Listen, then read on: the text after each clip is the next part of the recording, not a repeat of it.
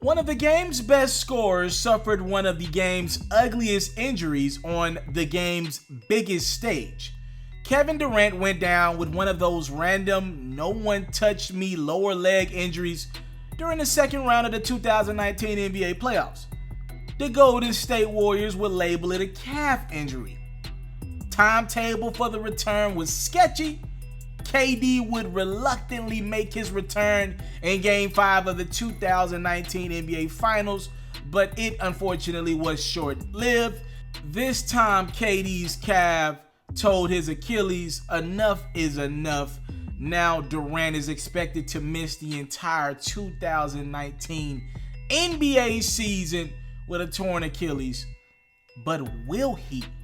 I got a feeling. Something tells me a career 27-point per game bucket-getting assassin is going to push every limit there is to get back on that basketball court next season. Typically, an Achilles injury takes an NBA player about a year to a year and a half to rehab, and history tells us that most players, if not all, never return to the same player that they once was after this injury because it's just so hard to come back from. Guys like Isaiah Thomas, Kobe Bean Bryant, Chauncey Billups, and even last year Durant had an example from his teammate last season, DeMarcus Cousins. They're all evidence that this injury can switch your career around no matter who you are. But if there were anyone going to take this injury to the limits, it would be a 30-year-old, very slender, only 235-pound sniper. You see, Durant knows the chase to win a championship is serious and it's a very tough process. Durant also knows that the NBA this season is as wide open as it's been in years.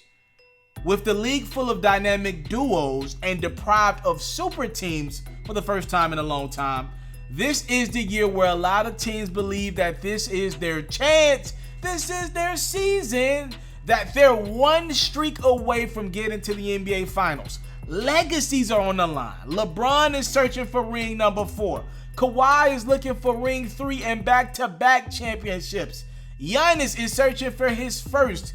And oh yeah, KD's former team, the Golden State Warriors, well, they want to prove that they could get back to the promised land once again without the services of Durant. And then there's KD's new team.